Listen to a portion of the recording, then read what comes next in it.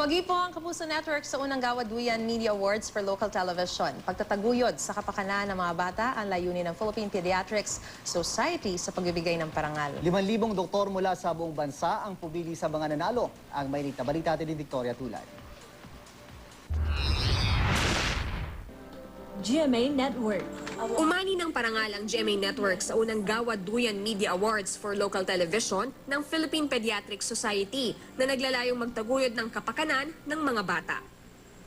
Ginawaran ng GMA Network ng Gintong Duyan Award, ang pinakamataas na parangal ng Philippine Pediatric Society. Nangangahulugan ito na Friendliest Child Network ang Kapuso Channel. Tinanggap naman ng State of the Nation with Jessica Soho ang natatanging Himay Ulat Award para sa Yolanda coverage nito.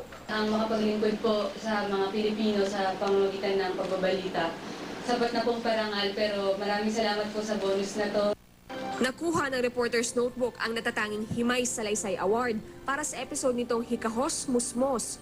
Tinanggap din ng Eyewitness ang parehong parangal para sa episode nitong Tawid Eskwela.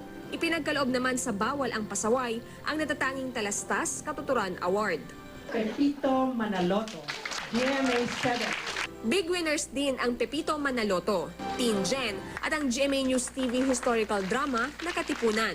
Kasabay nito, kinilala ang husay sa pagganap ni Sid Lucero bilang Andres Bonifacio sa Katipunan at nila Pen Medina at Rocco Nasino para sa GMA News TV political drama na Bayan Ko. Sa pamamagitan ng Gawaduyan Awards, nais ng Philippine Pediatric Society na hamunin ang media sa pagsusulong ng pamamahayag na hindi lang makabata, kundi makatahanan, makadiyos at makabayan.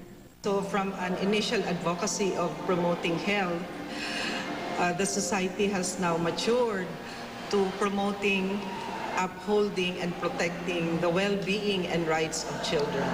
Nagpapasalamat tayo sa Philippine Pediatric Society, ang Kapuso Network at lahat ng networks, I'm sure. Gusto natin na matulungan natin yung ating mga kabataan. At especially for Kapuso Network, kadugtong to ng pagbibigay natin ng serbisyong totoo. Victoria Tulad, GMA News.